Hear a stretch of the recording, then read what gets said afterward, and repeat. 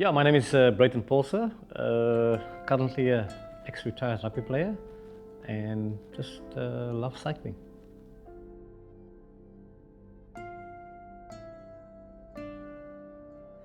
Rugby has been a part of my life for literally my whole life, as far as when you get the conscious to actually understand that you're in the world and stuff like that. So for me, I grew up on a farm. The farming community were absolutely passionate about rugby and sometimes crazy about rugby, because we as young boys, we used to play for our school back home in the Kouebokkeveld. And on after school games, we had to go to the farm because the whole community was waiting for us to come and fill those places. And I think that's where my love for rugby came from. Literally the community, and obviously back in the day, the rivalry between the Blue Bulls now and Western Province was absolutely crazy. And I think I also fell into that mode. But needless to say, never thought I would one day, being privileged to wear the Western Province jersey.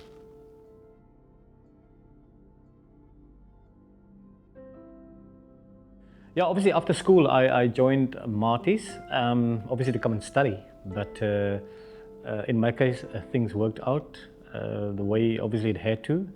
And just an interesting story, I was in matric when I got called in by the farm owner, Mr. Toy, to ask me what I'm going to do next year. Because where I come from, communities, unfortunately, mums and dads didn't have the funds and means to send their kids to university or college or whatever institution. And Mr. Toy actually called me in together with my late great mum to ask me what I'm going to do next year. And I was gobsmacked because I didn't know what I was going to do next year, And thankfully my marks was okay. I was obviously the head boy of my school. And so my CV up till then was okay. And then my opportunity in life actually came that day when Mr. Toy said to me that, he's going to sponsor me and send me to University of Stellenbosch. So it kind of, happened by default, but for kids looking at this interview is to say that in life people will look at you and observe you from afar, and you never know when an opportunity will come, when somebody saw the talent in you, but then again obviously you're going to have to make work with that opportunity, and so for me that was a groundbreaking moment in my life, which I'm still forever grateful for. And when I go to schools, I always talk about that moment, which was a very nervy moment, because when the boss calls you in, you're in trouble. In this case, it was something exciting about to happen, and yeah, I'm forever grateful that Mr. Toy actually saw the potential in me and wanted me actually to come to Stellenbosch University. I didn't have many choices because he was here and he wanted me to go to Maties.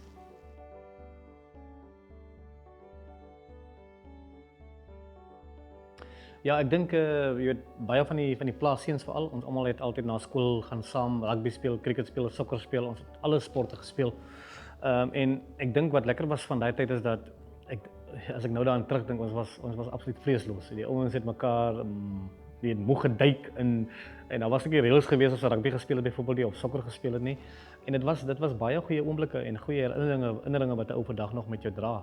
Ek dink dit het my ook gevorm as 'n mens, want jy leer ook baie keer om vir jouself op te staan en jouself te verdedig en allerlei meganismes te hê om ek dink op die einde van die dag 'n beter mens ook te wil wees. Maar ons het nie baie gehad op die plaas om te doen nie. Ons het gaan swem in die damme, ons het berge geklim, ons het baie sport gespeel, want ons was baie geïsoleer van die res van die land. So dit was nie maklik om sommer in 'n kar te klim en iewers te ry en te gaan ijscream koop op sulke tipe van goed nie. So ons het baie gespeel en ek dink dis waar ek my die Engelse woord is mental toughness vandaan kry. Want ons moes baie keer oorleef. Jy moes goed doen om heeltyd te oorleef en deel te wees van daai kring waarin ek deel was. So ek is baie dankbaar vir die seuns wat my gehelp het. Ons het die lekkerste tye gehad en ek sal dit vir niks verruil nie.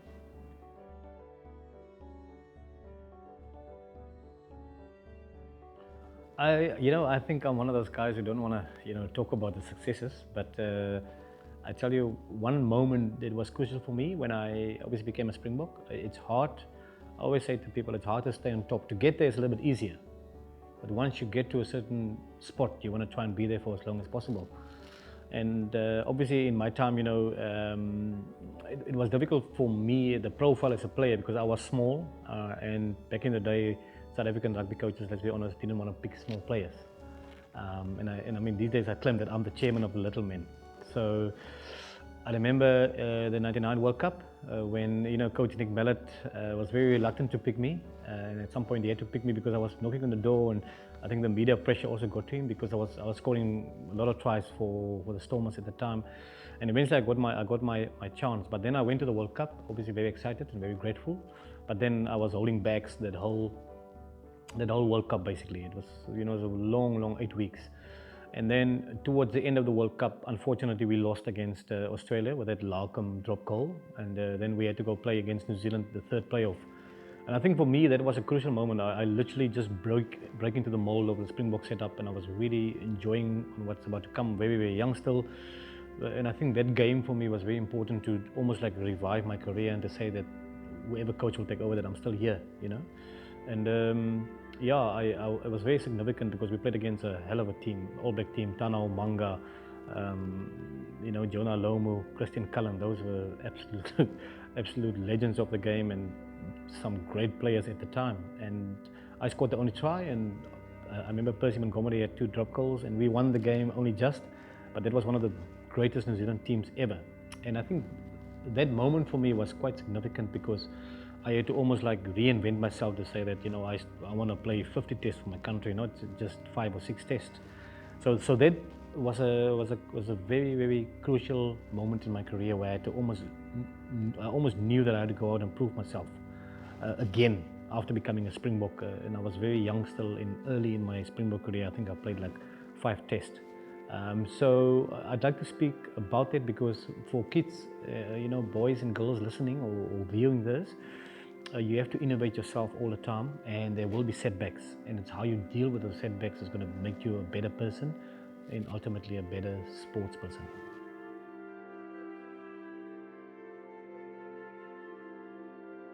And I mean, obviously getting to Maties as well, I knew it was going to be difficult, and I mean, I came to study here. I didn't come to play rugby, whether you believe it or not, but it was the ultimate goal. So I had to reinvent myself. For the first time ever, I got into a gym when I got to Maties. On the farm we didn't have gyms, for instance. So all of a sudden, the beautiful fields, we played on sand fields, with rocks on the field. So this was like heaven for me, paradise, Kouebokkeveld. It was a beautiful place to come to, and I was like, wow. So I enjoyed every moment I had the opportunity and privilege to play, on these beautiful rugby fields at Kouebokkeveld. So for me, I understood then that I had to get bigger. So my first year in gym, I knew that I had to bulk up size a little bit to be able to stand the hits and the physicality that come with rugby and that's demand from rugby. And and the guys at Stellenbosch helped me a lot. My teammates helped me a lot when it came to that, because I was very new to it. I didn't even know how to use the dumbbells and all that kind of stuff, So, but a year into it, 2 years into it, I got stronger, and it certainly ultimately helped me to fulfill my dream to become a professional sports person.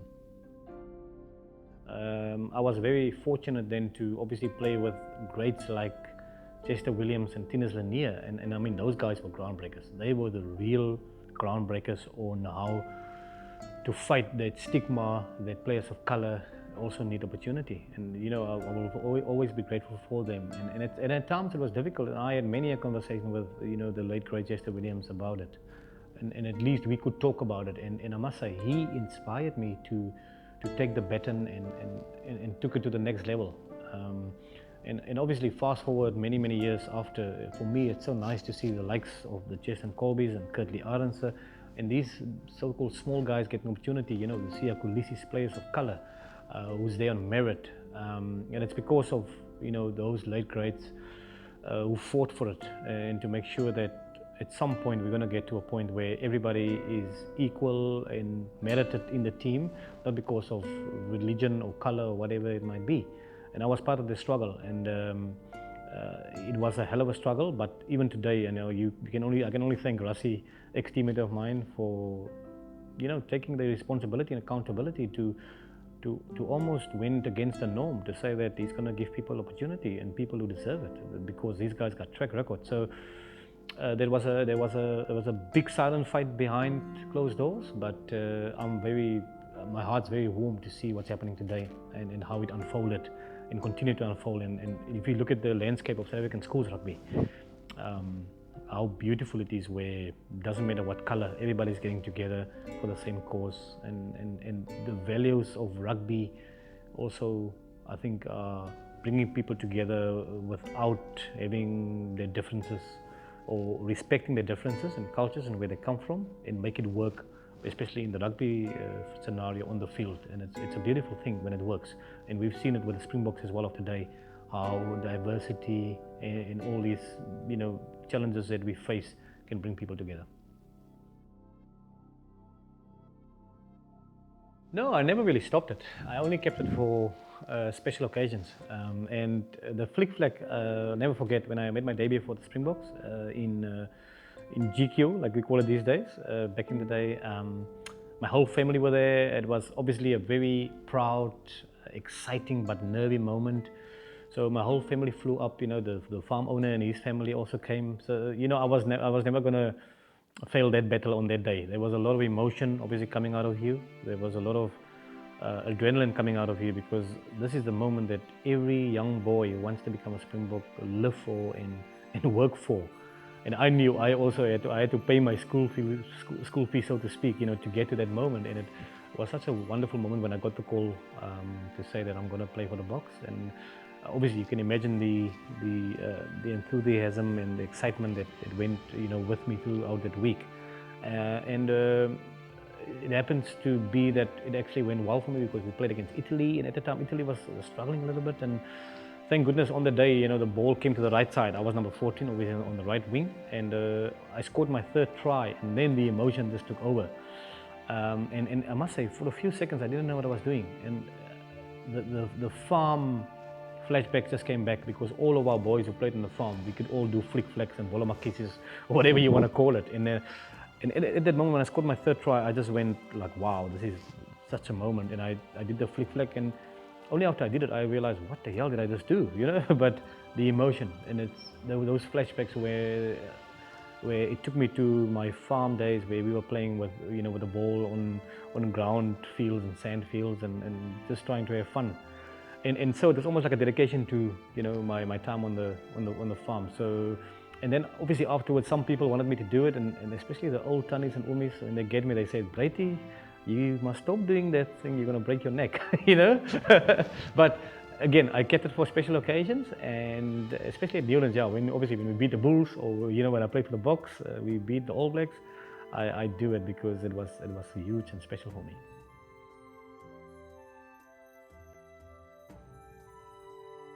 I think I'll obviously owe a lot to Maties, the university, and obviously my teammates, because I was obviously playing rugby, and I think Maties laid a foundation for me. There are certainly two gentlemen in Maties, we will call him Groot Geeste, the late great Dawie Snyman and the late great Chammy Jenkelson. I mean, I was playing when I came here the first year. I was playing in the under 19F for Goldfields Kosses, and thank goodness Uncle Chammy was there that day, and he saw me scoring a few tries. I think we got a club. We played against Hayes Moray, and we got hiding something like 70-10, and I scored only 2 tries for Goldfields. So thank goodness, and Chammy was there that day, and he actually spotted me, and that's how I got into the Maties fold. So then ultimately I made the Maties under 19F team, and that for me was wow.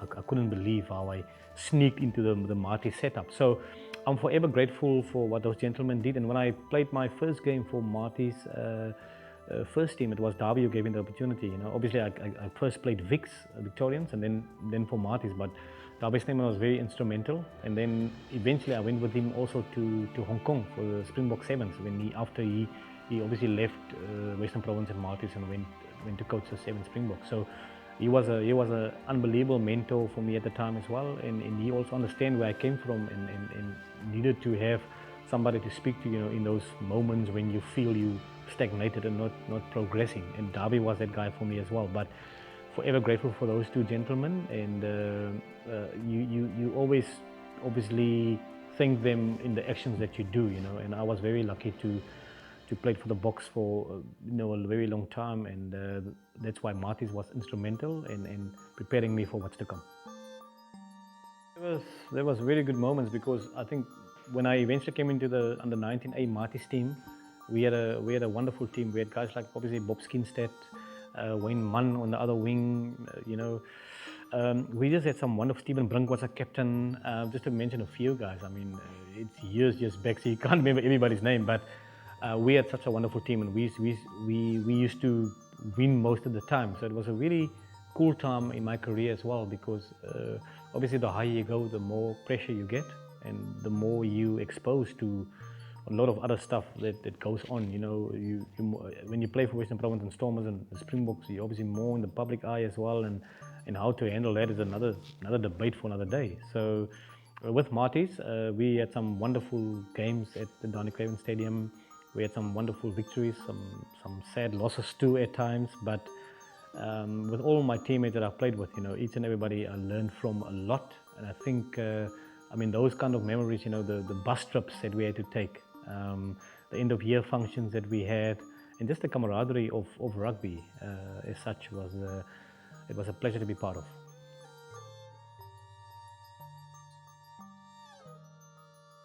Yeah, I think once you get to a certain time in your life, and you like in my case, I was obviously a professional sportsman for a long time, and only afterwards you realize how much you were supported by just random people and many people across the country, and I think you should be grateful for that. And I always say to the kids as well, it's not a right to be a Springbok player, but it's a privilege.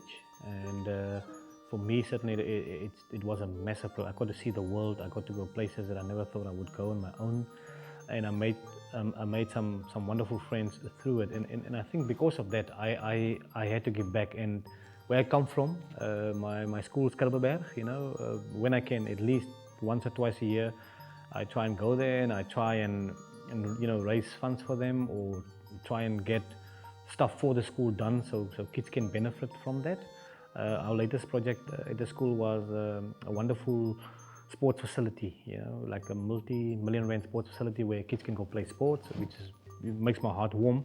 But then again, also with the alumni, Stellenbosch Maties, we've been doing a lot of alumni events where the alumni obviously help disadvantaged kids as well, to go through university and study and get opportunities where they wouldn't have got opportunities. And I think for me that is quite special. So I'm very grateful to still be involved and to be able to give back, because obviously you've got to have something to be able to give back. So for me, really, again, it's also a privilege. You got to give back sometimes, where I feel that when people don't see what you do, I think that's the best way to do it. Yeah, what you can expect from me in the future is more of the same. Just obviously try to keep being busy, and try to keep inspiring, especially kids, and especially kids from disadvantaged communities, because in South Africa we have a lot of challenges still, and especially in the rural areas of our communities. And there are some great stories that we've seen, people like Sia Kulisi coming through and getting opportunities and make it to the very top, and not just rugby, any sport for that matter, or any profession for that matter. So as sportsmen or as ex-Springboks, there's a lot of, and I can talk about the legends as well, South African rugby legends. They do a lot in the communities, and we always also put our weight behind them. So for me, it's continuing to aspire and just to be the best version of myself. Ik het altyd vir myself gesê, dinge gaan nooit gebeur nie. Daar's so Engelse sort of slogan wat ek altyd gebruik, make it happen, So people must realize that things are not just going to happen for you. You got to make it happen. You got to implement and execute to make things happen. And I live by that, because people might give you opportunity, but if you not make that happen, it won't happen. So that's my kind of mantra that I stand by and live by. And again, everybody's unique, everybody's different, everybody find different ways to make them tick. And as long as you got some purpose in life, you will go places.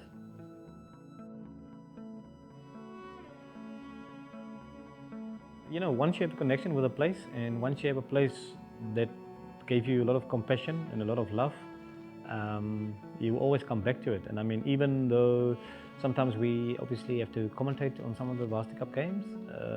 If you don't commentate and you're around, you come and watch, because it's such a cool vibe. I think most of the students doesn't even know what the score is afterwards because they come here for fun. But still, I mean, it's a very competitive environment, and it's grown year on year, since I was there, and it will continue to grow. But it really is a place where I would almost like, the rest of the country, if you have an opportunity and you can afford to come to this place, it's a wonderful place. It's a place where you make a lot of memories, you make some great friends, you literally make friends for life, and it's just an institution that I don't think needs any introduction to anybody, because it's a beautiful town first of all, and it's a place where you can become, or if you're able to learn, or if you're willing to learn, you can become the best version of yourself.